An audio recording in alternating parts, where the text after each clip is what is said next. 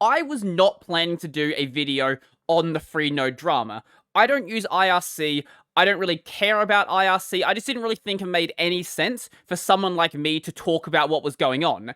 But that changed after the drama of a couple of days ago, because this has been one of the, if not the worst, corporate takeover of a FOSS project I have ever seen. It is so bad, in fact, that it doesn't even look like a takeover. It looks more like they're just trying to destroy the Freenode network.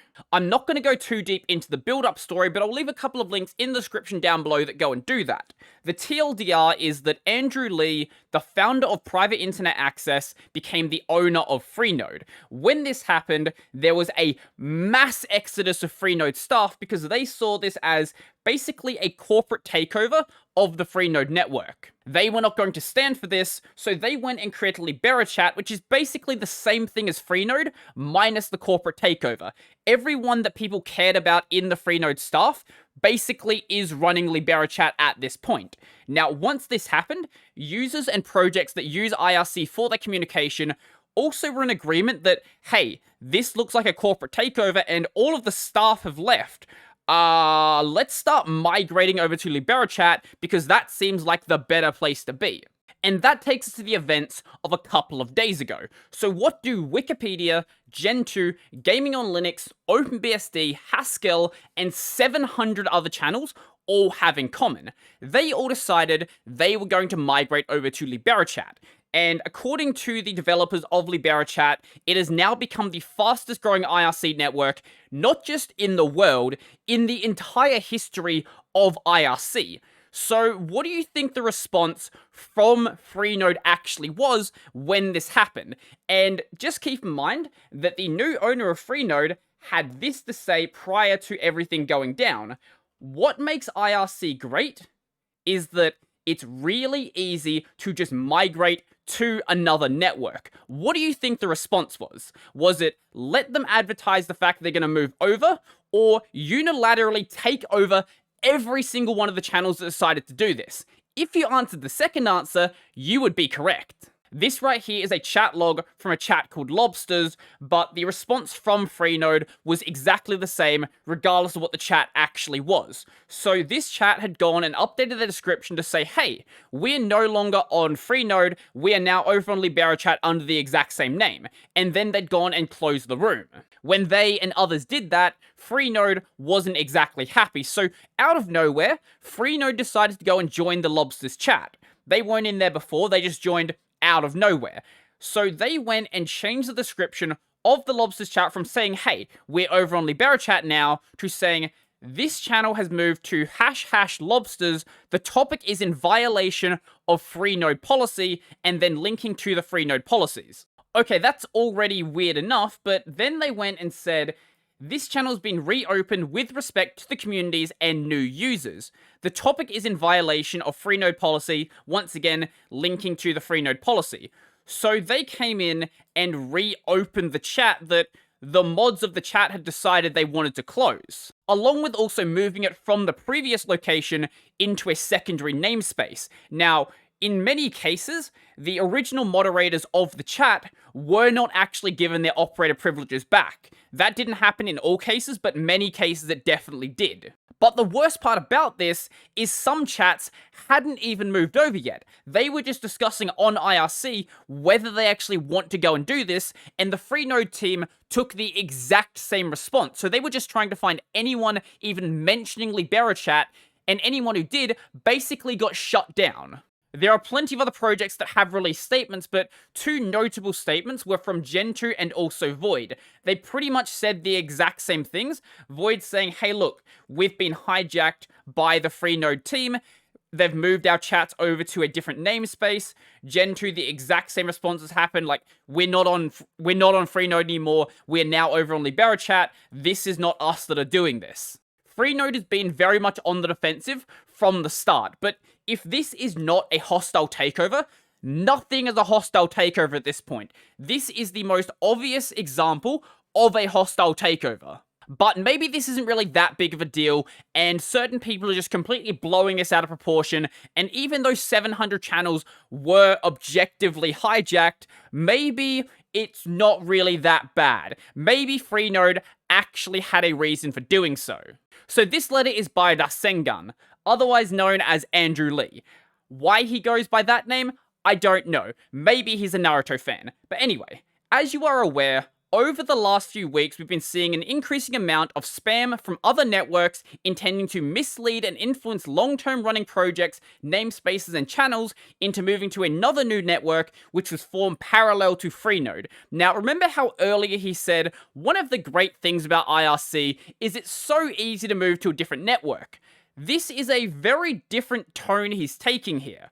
While group contacts from the channels did not contact the Freenode staff directly, we were rather surprised when we received reports of unpleasant elements operating in the background and influencing these projects, namespaces, and channels with false information in order to harm Freenode's administration and staff members' images and paint a false narrative altogether. What in the world are you talking about? Are you talking about the false narrative that there was a mass exodus of staff because the staff clearly did not want you running the project because they were worried about the future of it? Now, I don't know if Andrew Lee would have been a great leader for Freenode, but if there's going to be a mass exodus of staff when someone becomes the leader of a project, I think that's always something to be very concerned about. In conjunction with yesterday's events, in retrospect, we should have handled the action of closing down channels slightly differently. Really, slightly differently is the term we're going to use here. Not that you shouldn't have been reopening channels under a different namespace pretending like those channels had never actually closed. Slightly differently is what we're going to go with. Alright, sure. This is where we get into the policy violation.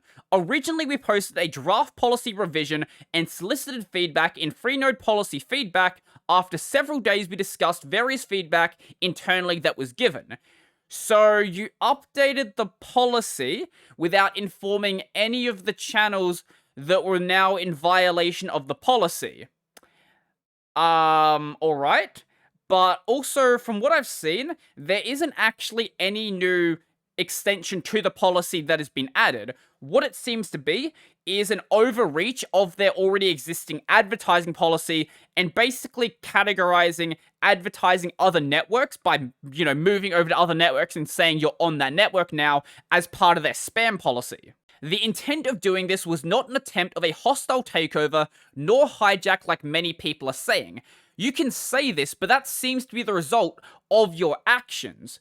Since certain projects were disrupting their users' ability to chat on Freenode via mass kicks, forced closures, spam, we decided to enact this policy in those places which we deemed were in violation and could cause an issue later. Now, this is a really interesting statement. Because what they're saying here is that by having a chat on Freenode, if you then go and close that chat on Freenode and go somewhere else, like LiberaChat, you are disrupting the Freenode user's ability to chat in a chat that doesn't exist.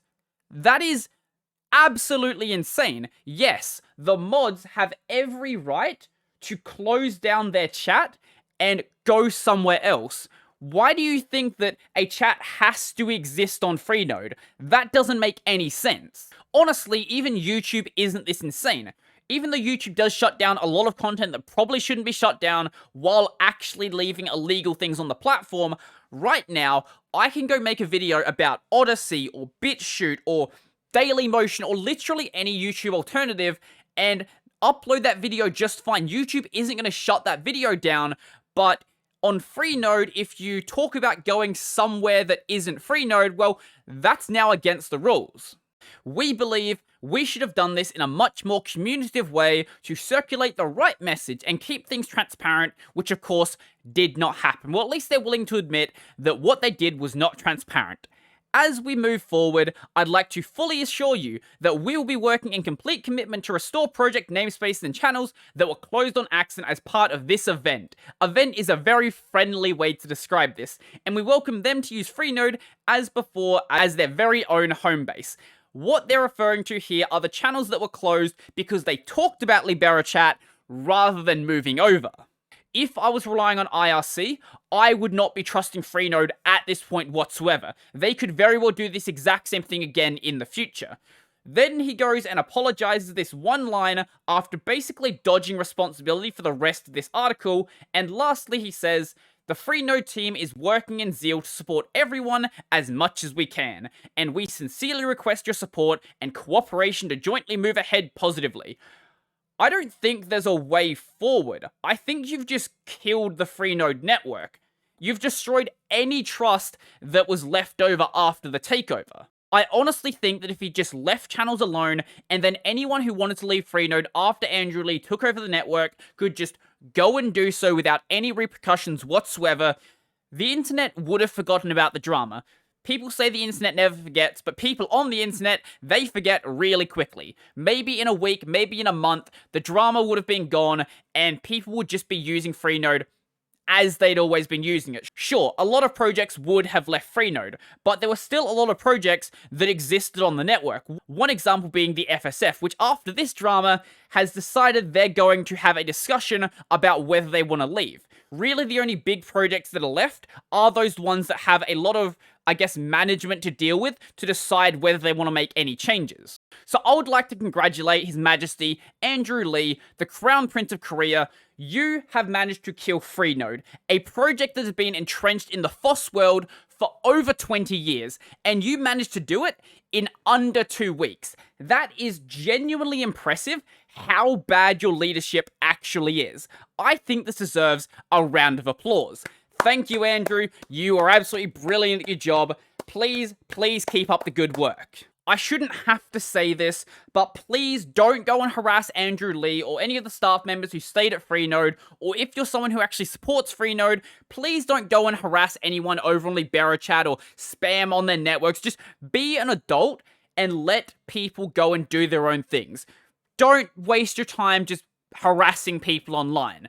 So I think that's going to be everything for me, but before I go, I would like to thank my supporters. So a special thank you to Joachim, Donald, Logan, Michael, Andre, Nathan, David, Carl, Will, Brennan, Chica Bento, Jamie, Joseph, Josh, Mitchell, Peter D, Stephen Tees, Thoreau, Tony Tushar, and all of my $2 supporters. If you want to go support work, the links down below to my Patreon, subscribe, start, Libera Pay, all that sort of stuff. I've got my podcast, Tech Over Tea, available basically anywhere. I've got a gaming channel, Brodie Robertson Plays, where I play games twice a week. Right now, it's going to be Kingdom Hearts and also Dead Cells. And I've also got this channel available over on Odyssey. So I think that's everything for me, and I'm out.